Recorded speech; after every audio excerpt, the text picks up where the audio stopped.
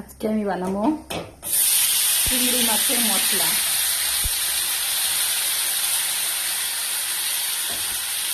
সবার প্রথমে এখানে আমি তেলের ভেতরে মশলাটা দিয়ে দিলাম।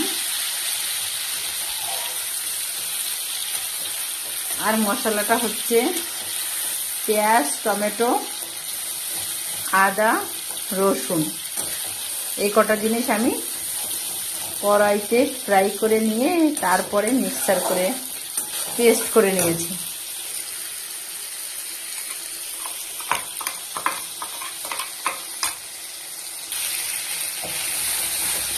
এখানে মশলাটা ফ্রাই হচ্ছে আর এর সঙ্গে আমি আর একটু জল অ্যাড করে দেবো মিক্সারটা দিয়ে।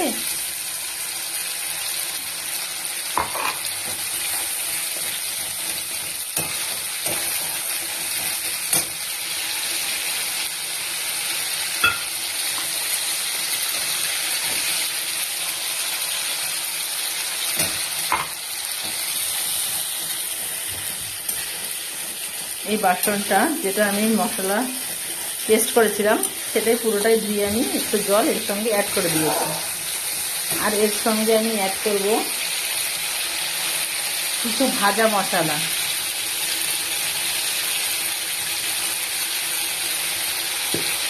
এই ভাজা মশলাটার মধ্যে জিরে আছে, ধনে আছে, শুকনো লঙ্কা, দারচিনি, এলাইচি, লবঙ্গ, তেজপাতা, গোলমরিচ সব একসাথে আমি ফ্রাই করে রেখে দিয়েছি, সেটাই আমি এর সঙ্গে অ্যাড করে দিয়েছি।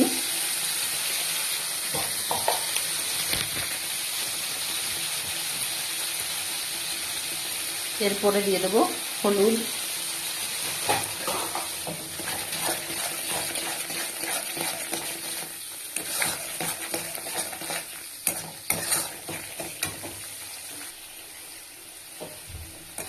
আর এর সঙ্গে অ্যাড করে দিয়েছি লঙ্কার গুঁড়ো।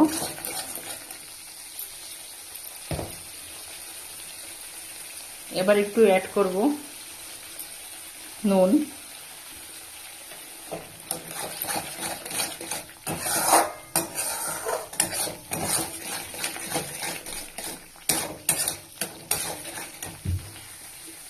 এবার এর সঙ্গে আমি অ্যাড করে দেব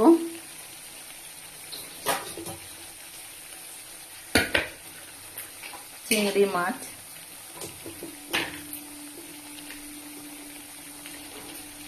চিংড়ি মাছগুলোকে আমি আগে থেকে ধুয়ে পরিষ্কার করে রেখে দিয়েছিলাম, এখন সেটাই এর সঙ্গে অ্যাড করে দেব।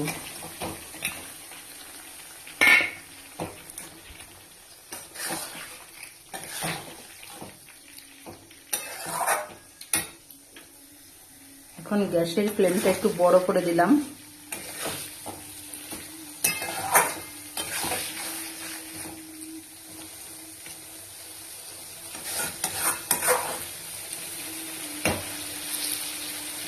এবার এই মাছটা পুরো মশলার সঙ্গে ফ্রাই হবে ধীরে ধীরে।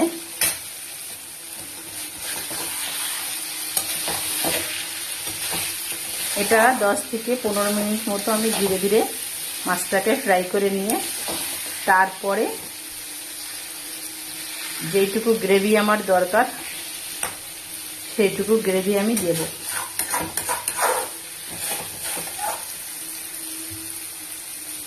অবশ্যই জানাবেন আজকের ভিডিওটা আপনাদের কিরকম লাগলো। এটা ছিল আজকে আমার চিংড়ি মাছের তরকারির লাস্ট লুকটা।